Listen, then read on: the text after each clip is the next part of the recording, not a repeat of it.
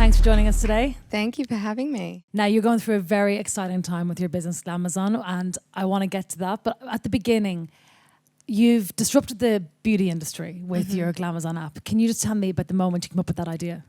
Yeah, sure. So I was working in PR. I just moved back from New York, where I was working in PR as well. And the nature of PR is a lot of events. It's very fast paced. I was doing about 3 events a week. And my boss and I were always booking hair appointments constantly, like 3 times a week. And I was Googling wherever I was at that particular time, you know, local salon in Surrey Hills. And the list would come up and I'd call the first salon. And it was this really what I found to be an archaic process already in 2013. I was like, it was so frustrating. And so I wanted to see at one glance where all of the available appointments were at salons. That was 2013. I suppose the difference now is, you know, life evolves and there was this cultural shift, I think, away from physical retail, bricks and mortar. I stopped buying my clothes in Westfield and shopping malls and I started to shop online. And then Uber X came out and I was getting into a stranger's car and I was like, hang on a minute. Like, I can cut out the middleman here because I now believe, I firmly believe that salons will be something that I'll tell my grandkids were these places that we got our hair done. Oh, really? Because I just don't think that they're going to be around. They're closing down globally, like in major cities on Fifth Avenue in New York, because the people who work in them, the creatives, the individual beauty professionals, they don't necessarily want to work underneath someone else's name for $23 an hour or in America for $8 an hour. They want their own creative identity. They want to make all the money in their pocket and they want to carry their kid around and move around and go to people's homes and meet new clients. And I guess the beauty of technology means that customers can book and pay for them instantly on an app and have them turn up to their house while their child is playing or sleeping or while they're on their laptop. So you think it will come to a stage where there'll be no more salons and then all individual hairdressers will come to people's houses? Yeah, I think our living rooms will be the new salon, clinic, Botox facility. Excellent. Yeah. Can you just describe then exactly how the app works? So you decided you wanted to create this app, which turned out to be Glamazon app. How does it work? What did it do? Okay, so at the beginning, because it was salons, I was like, I need to actually get salon inventory on there for people to be able to book it. So I had to validate that this thought that I had in my head, which was that you should be able to see at one glance where all of the available appointments were nearby. I had to validate that that was really a thing and that other customers would want it. So I called 10 salons and I said, if I call you every afternoon to find out your available appointments for the following day, and I pop them into some kind of system and allow customers to book those appointments, you know, would that be okay with you? I want to fill in your gaps. And they were like, sure. Yeah, sure. Are you like a free PA? And I was like, I'm just testing something out. So I signed on Joe Bailey first, which was, you know, an amazing hair salon in Double Bay. And then off the back of that, kind of got 10 really amazing salons. And I got this really basic website built that allowed me to have the back end of it run through a Google sheet, like a Google spreadsheet. So I popped into this Google spreadsheet the available appointments at every salon, and I called it GlamazonApp.com, and then on GlamazonApp.com all of the available appointments came up, and I copied and pasted that URL to a closed Facebook group of 200 women. 100 I knew, and then I invited them all to invite someone else that they knew, so it was unbiased. I copied and pasted that URL into this closed Facebook group every day. With that link, I became a bit of a pseudo beauty blogger, and I started to say, like, write content about Kylie Jenner's latest haircut or, you know, things like that to incentivize people to want to book the haircut that was available at Joe Bailey at 2:30 that day. And in 2 weeks, I booked 49 appointments for these salons, and that was just over $3,000 for them. And I was like, okay, I think this is something that girls want. So off the back of that, I ended up I raised $10,000 through what's called FFF funding. So the 3 Fs, friends, family, fools, anyone who loves you, basically. I just said, I think I've got something here. So I went out and I built an app through an agent. I literally Googled, how do you build an app? So no tech knowledge? No, nothing. Right, okay. So I just hired like the first Google search results. So SEO was working in that company's favor, gave them $10,000. They built my first app. And then it was just about signing on more and more salons. And because I was a publicist, I just called my friends who were the editors of, Vogue, Harper's, Fantastic. Mashable, Huffington Post, and before long, I think we were in 50 or so press articles. So we built up our customer side, and then with that generated the salon side, because I was like, guys, I've got 10,000 girls wanting to book your appointments. And then at first I didn't charge anyone, and then I said to the salons, I'm actually going to start taking 20% of every booking now, because that's a lead generation fee, and that's how it all started. What we find is like, so many people have an idea for an app. Go, I'd love to do this app, but they never actually do it. What was the switch when you said, okay, I can actually do it? Was it when that Facebook group you saw you tested the market and said there's a big interest here? Definitely. It was after that, after I generated real money for salons and their reactions, something like a fire was lit inside my belly. And were they happy? Were all the salons happy to let you take the 20% cut?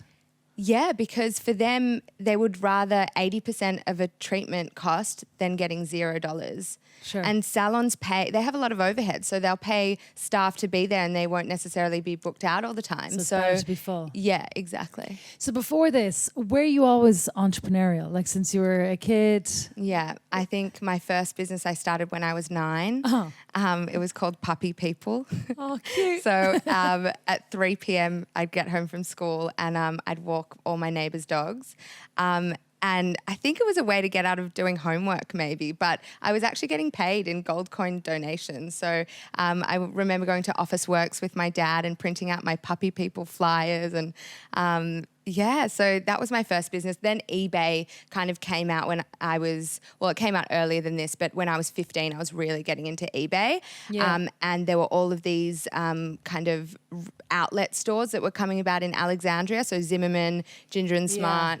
And so I'd purchase clothing from the warehouse or the outlet and I'd sell it for full price on eBay. Right. So you were always dabbling. You weren't. Yeah. So when you worked you said you were in New York working in PR. And you worked for. I know you worked for somebody. I guess I finished uni and I was really in the throes of MTV The Hills and the City. Yeah. I was watching those shows constantly and I was obsessed by Whitney Port, Lauren Conrad and Kelly Cutrone, who was this big publicist. Yeah. I'd never been to New York. I'd just watched a million Sex and the City episodes and thought I just knew what it was like. And I booked a one-way ticket when I was 21 to move there. And I ended up getting a job with Kelly Cutrone. So did you have any contact? So you got a job with Kelly Cutrone. You decided, I'm going to go over to New York. I want to work for Kelly Cutrone. I Googled the address of her office and I dressed up in my best fashionable outfit at the time and walked into her office and her assistant declined my offer to help out and intern. Obviously, I didn't know that they get thousands of applications all the time. Sure. But then New York Fashion Week was coming up and I found out that Kelly Cutrone's company, People's Revolution, were representing 2 Australian designers, Camilla and Mark and Zimmerman. And so I emailed saying, I've worked with those brands in Sydney, which I hadn't, but I just thought, to play the Aussie card. Fantastic. And I'd be more than happy to offer a spare set of hands. So they said yes. I worked during New York Fashion Week, helping her produce the shows as one of her little runners. Wow. And then after that, had to seed out all of the imagery. And so I was in the office already on the computer. And then she was like, "You may as well stay here." And fantastic. So I worked with her, That's it. You're a go-getter. So what was she like to work for? I loved her. We had a really, really great connection and instant bond, I think. I remember we were walking down Fifth Avenue and we were doing an event for Elizabeth Arden and her credit card fell out of her back pocket and I was walking behind her and I ran up and I picked her credit card off the floor and I was like, "Kelly, you dropped your credit card." And from that moment, she just loved me. And I mean, it was obviously a chance, a fluke thing, but I think we just had a good connection. But was she like what she's like on the shows? Yeah. She is tough. She's tough, but she means well. She has a really good heart. She really means well. What were some of the biggest things you learned from her to take back to here to Australia? I learned I didn't want to be in fashion PR anymore. Oh, really? It was, you're overworked, you're underpaid, you sleep. Like I remember during Fashion Week, we finished at 1 a.m. and then the call time was 5 a.m. the next day. And in between you have to travel and get ready. So you're sleeping like 2.5, 3 hours for the week. And the expectations are really high. And for not much, when I say reward, not necessarily financial reward, but it wasn't fulfilling me as much as I thought it would. It wasn't as glamorous as I thought it was going to be. And at 21, I guess I decided I didn't really want to do that. So when I moved back to Sydney and continued work in PR, because I did love the PR aspect, I decided to move into more corporate. So I worked for Westfield doing their PR, which is great. And just with Kelly, like, did she teach you any sort of business values? I know, like, obviously you decided you didn't want to work in fashion PR anymore, but was there anything from her that you learned in terms of business values? I just think work ethic, like nothing can replace good work ethic. You actually have to work really hard to get to where you want to be. Really? Yeah. Yeah. And so speaking of that, so over the last few years, so from when you launched Glamazon app to now, it always looks great. Like, you know, people see it on Instagram and people see these successful stories, but often behind the scenes, there's a lot of struggles and it's not as easy as it looks. No way. Tell me something about some of the challenges, some of the major challenges. I think for me in the early days, I mean, I had age on my side. I was 23. I was naive. So I didn't, when you're young, you just kind of go for things and wing it. Yeah.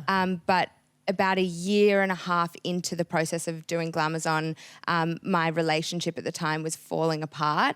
By that stage, we'd been together for 6 years. We lived together and I realised I loved Glamazon and I wanted to focus more on Glamazon than I wanted to pour my energy into the relationship. That's a sign. Yeah. It's time to end. And it wasn't, I would have loved for him to stick by me and to be there at the end of that. But there was pressure to put Glamazon to bed at some moments and to spend time with him. And I just didn't want to. I was so obsessed with it.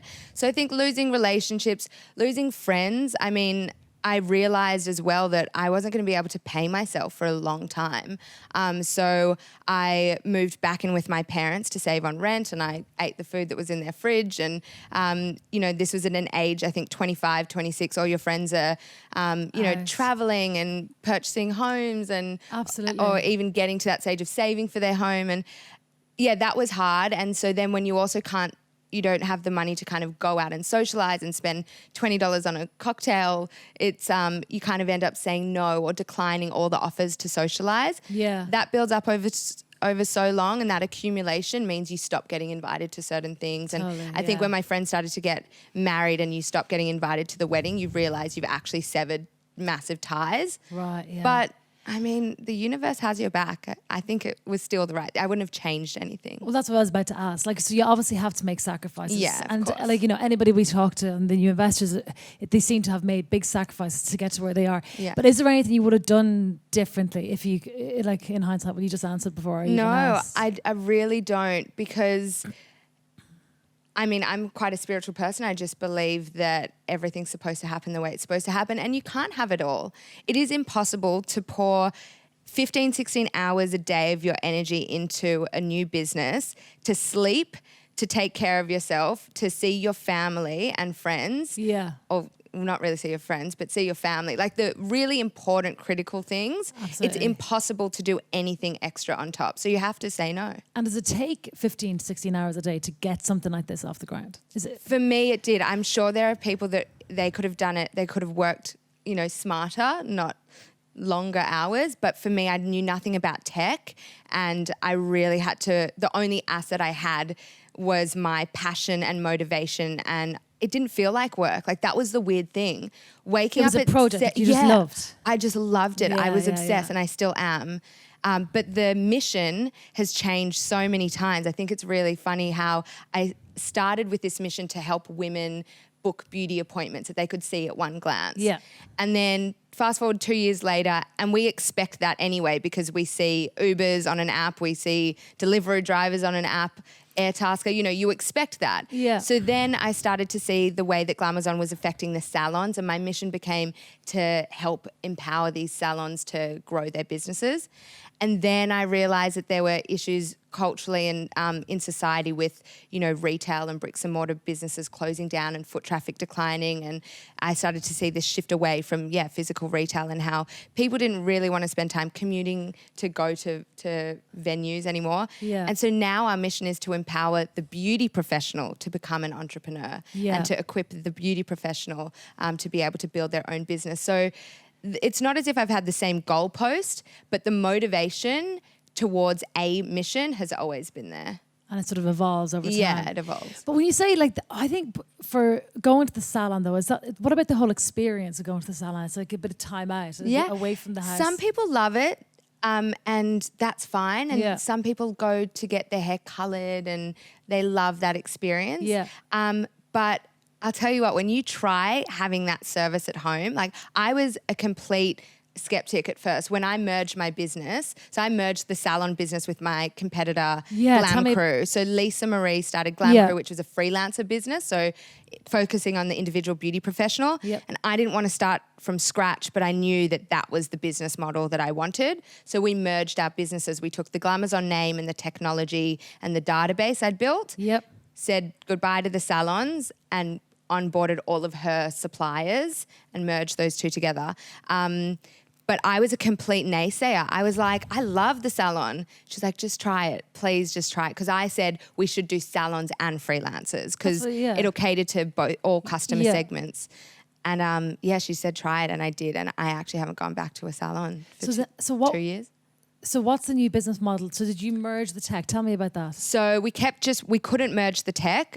We'd built in different languages, I suppose. So we just kept Glamazon's technology. It was actually a lot better. And we eliminated salons and just built a new platform to onboard freelance beauty professionals. Yep. So now the Glamazon app allows you to book and pay instantly for vetted beauty professionals around the country.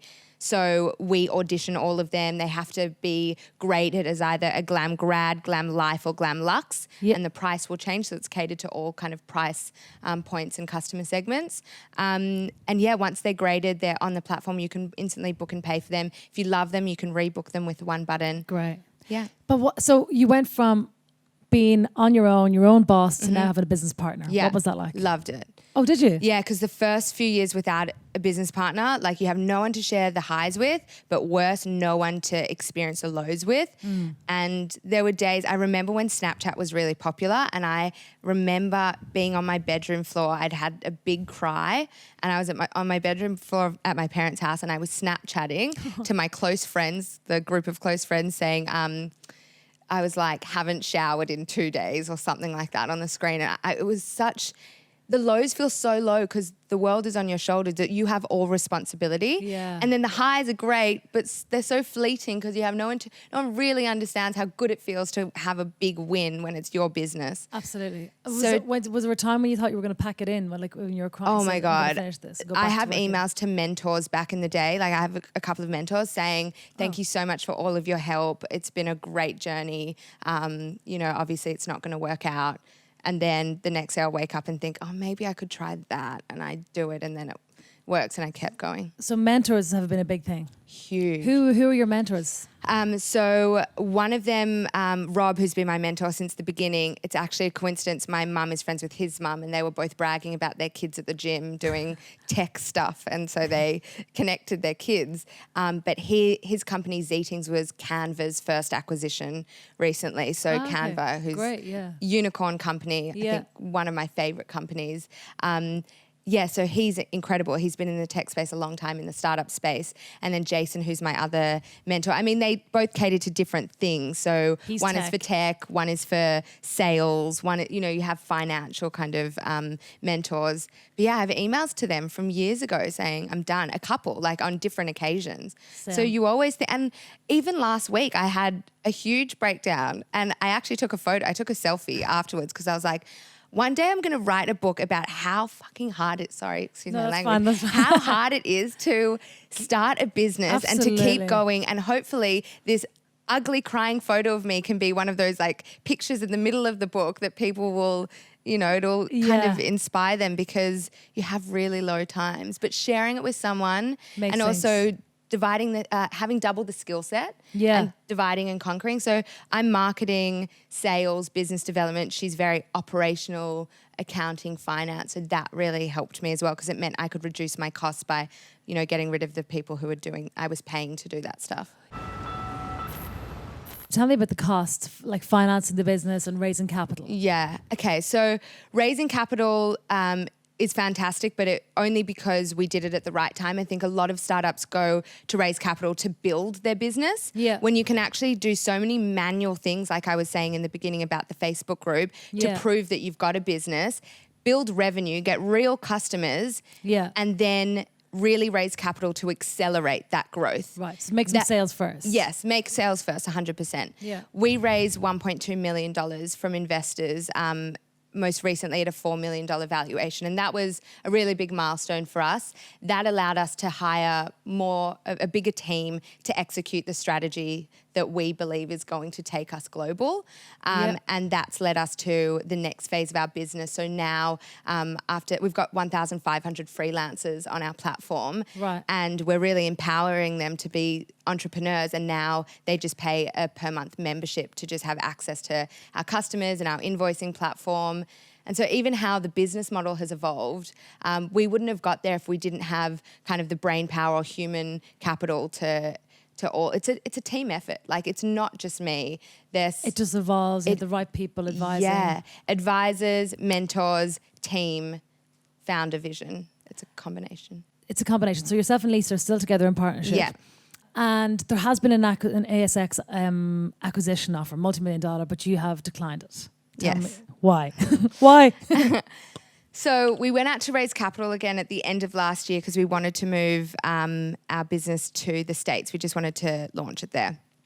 And we piqued the interest from this ASX-listed beauty company, this public company. They gave us an offer to invest. We were like, this is great. And then you start the due diligence process where the offer is contingent on basically proving that everything that you've said in meetings is accurate. Like, you have this many users, you've made this much revenue. So you basically give them access to your Xero and your everything. You lift up the hood of the car. They see everything. In they go. Warts and all.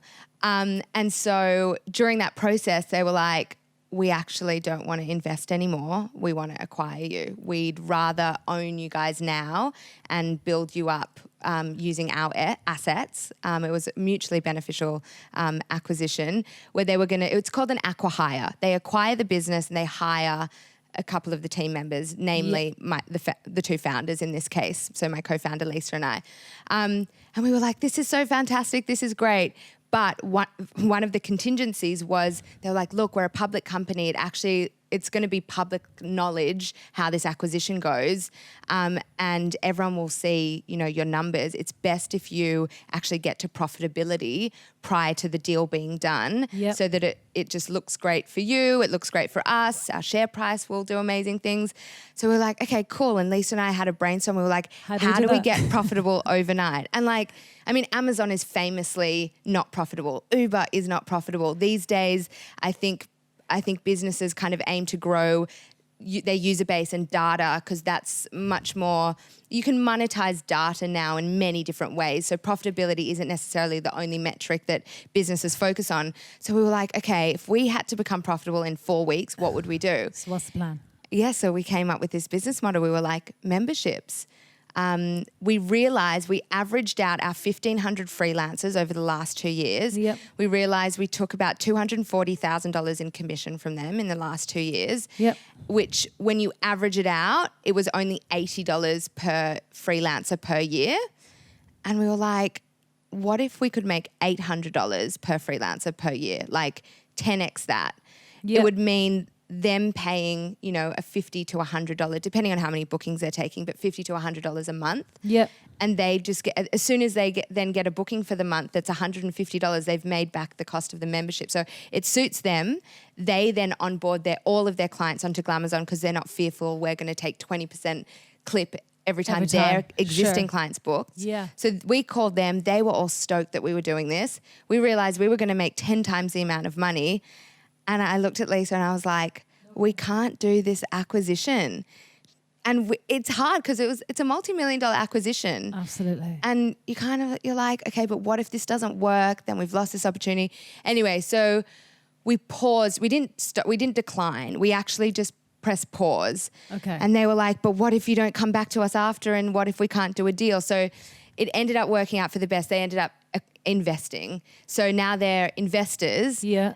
So that they're in the business, and so that they just, I think, wanted to solidify that relationship and to acknowledge the fact that they are a definite exit strategy for the future. So you are like in the midst of this right now. Yeah, we announced it yesterday in Melbourne at a big conference that we were moving into. It's a SaaS platform. So for those of you who don't know what SaaS is, it's software as a service. Yep. And so it's a subscription-based software play. And the great thing about this is that it's globally scalable. It's not just relying on, a makeup artist in Bondi and a customer in Bondi and connecting them via an app. Yep. It's going, any freelancer can sign up and pay a membership and then anywhere in the world onboard their clients, and we'll just handle all of their back office invoicing and payments and calendars and all of that stuff. So super exciting, but yeah, we said no.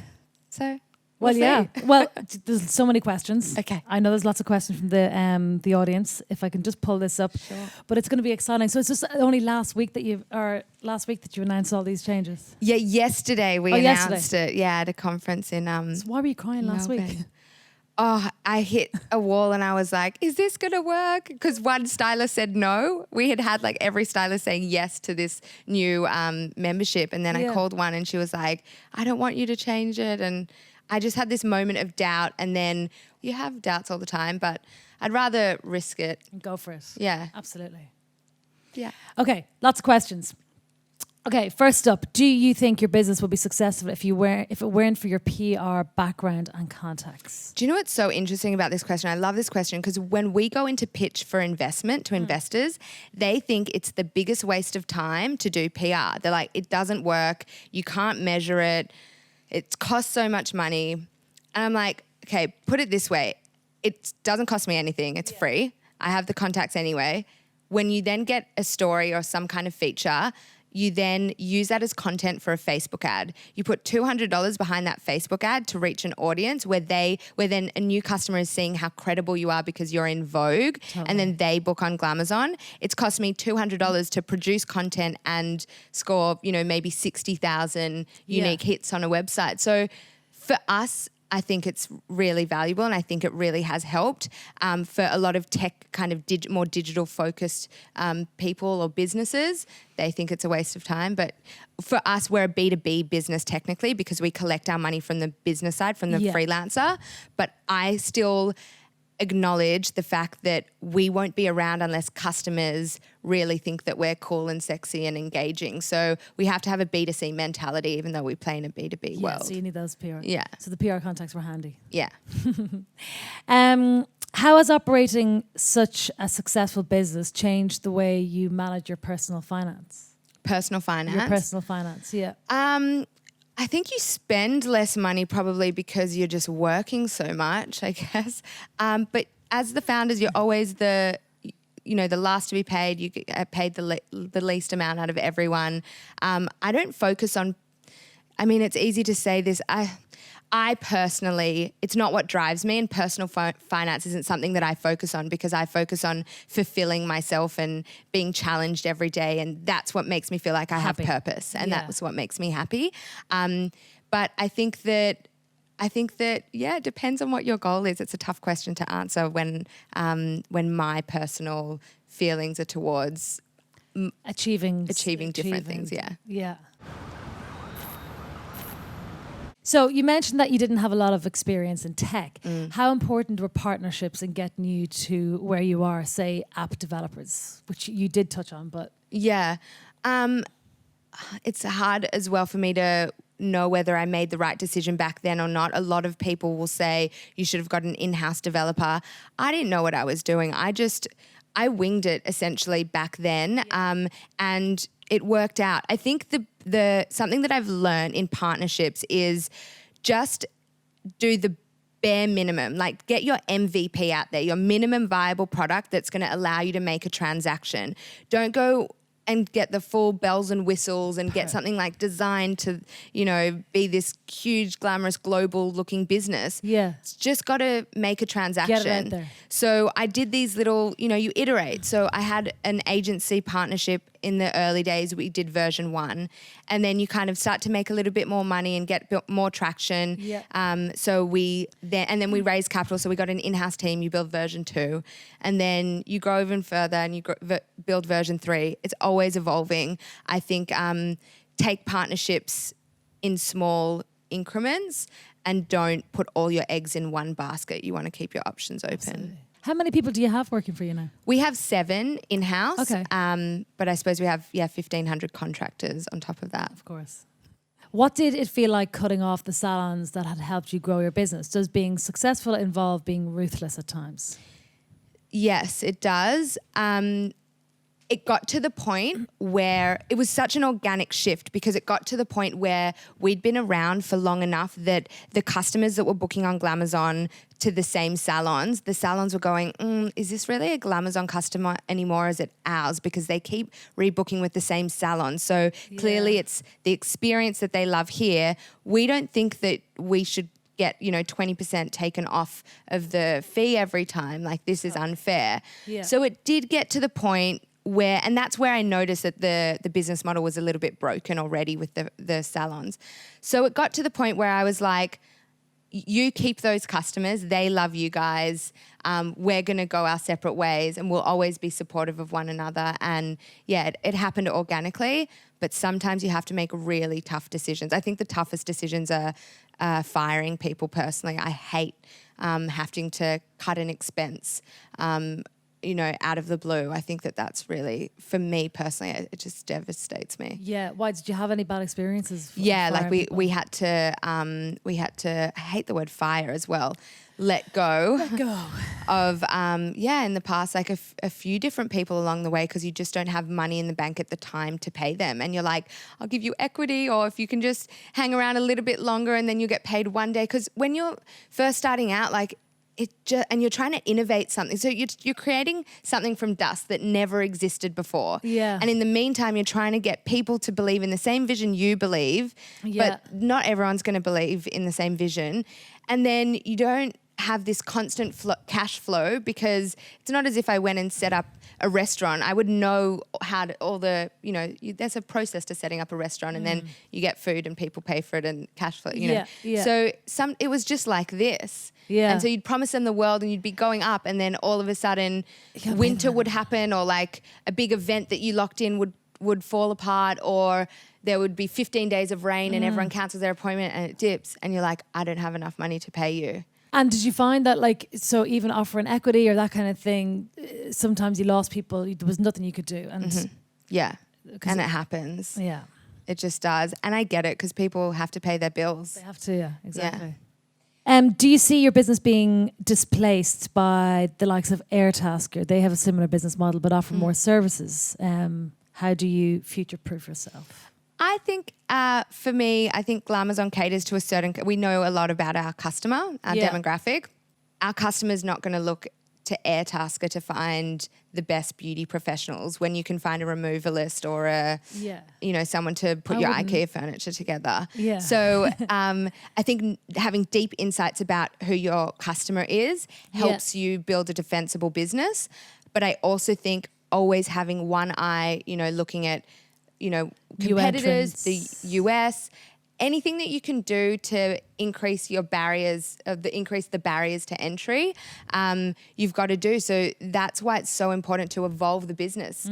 That I love that saying, a rolling stone gathers no moss. Like, you just have to keep moving. Sometimes you have to change your business completely. Sometimes it's literally overnight, like what we've done recently. Yeah. But if you don't evolve, like, someone else is going to do it faster than you. Faster, and that's better. what I think Richard Branson says.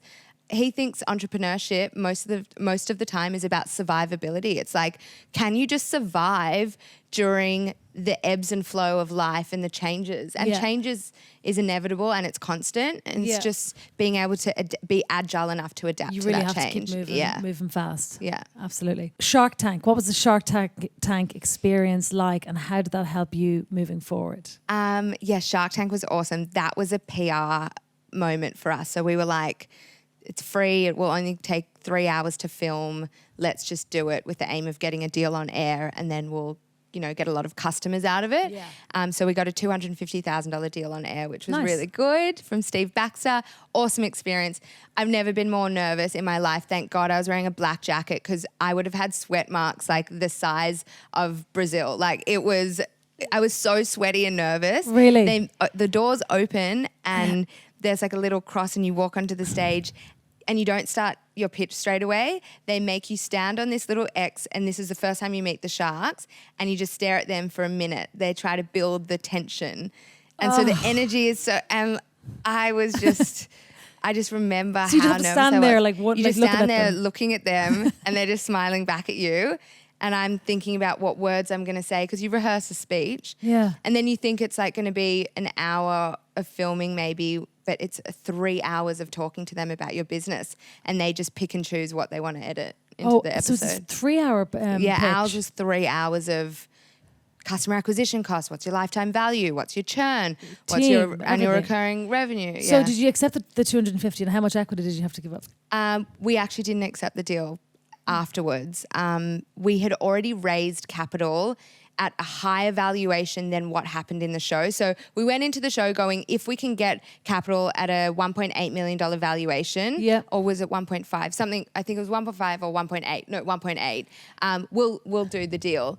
But after the negotiation, it ended up being at a $1 million valuation. So we shook hands and said thank you, and then went off air, and we said, we've actually raised at a $1.8 million valuation already, and we can't down round our investors. Like, they're just going to dilute. They're going to be so angry. Yeah. You're welcome to come in at their valuation. And Steve, respectfully declined, and we said thank you for the opportunity, and they still aired our episode, which we were grateful for, and it was awesome. You really are a PR person, aren't you? That was a PR. It was a good PR. Yeah, it was a good PR move. moment.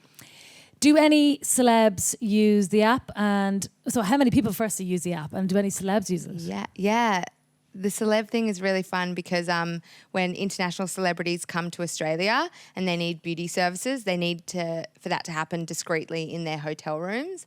And so I'm friends with Victoria Beckham's nanny, actually, or old nanny. Anyway, she's like, she's coming, she needs her nails done. Her and Harper want her nails done in her hotel room. And then the same thing happened with Kate Hudson. We were doing an event with Business Chicks, and she was there speaking, and they were like, oh, she needs her nails done in her room. And you get these amazing opportunities to work with like international celebrities, but you can't post about it, so it sucks. But no, it's good. It is good. We have like great bloggers and influencers who use us. Yeah, that's great. Obviously, for privacy, I wouldn't say their names unless they wanted me to. But it's nice to see those names pop up. And we have, at the moment, we have 20,000 women using the app. Yeah. And just every so often. Yeah, so 2/3 of our customers are active repeat users, which means every 3 months they'll make another booking. So within a 3-month period, they'll repeat use. So fantastic. Yeah. We've got one more question. Okay. Heard you're part of an exclusive entrepreneurs club. Oh, yeah. Can you talk to us about that? Yeah, Cub Business Club. I think What's it called? It's called Cub, CUB, the Club of United Business. Okay, yeah. I think my overall message about things like this, and just about entrepreneurship and the startup world in general, is that it's an innate need for humans to have a sense of belonging. and when you leave high school, you kind of go into the workforce, and I think you figure out where you start to belong, whether it's in the career that you choose and the work people. But when you have a startup, because you're so isolated, it's important. I find it important to hang around other people who are building businesses as well. Yeah, sure. And for me, I just get a huge sense of belonging in those spaces. So Cub is a space for other entrepreneurs and business leaders to all kind of leverage each other's assets, networks, introductions, go to each other's events, support each other.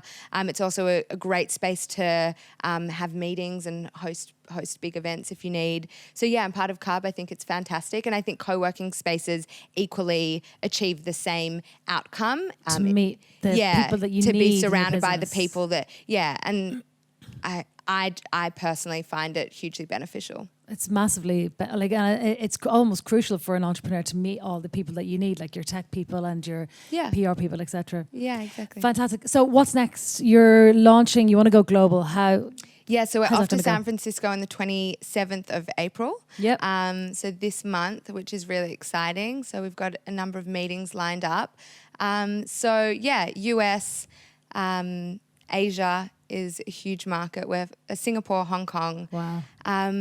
But yeah, I mean, it might take another 6 years to get there, but I'm loving the journey still. I mean, it's had some dark days, and as I said last week, I had a breakdown, and I'll probably have a breakdown tomorrow. And it's not. You don't know. It's not as great and glossy and glamorous as it looks on the outside, but for me, it definitely It's a fun fills ride. me. Yeah, it's a fun ride, and I feel fulfilled. So. Brilliant. Well, I know for one, I'm going to download the app. All right, listen, it was great to meet you, and thanks very much for joining us today, Thank you Lauren. so much.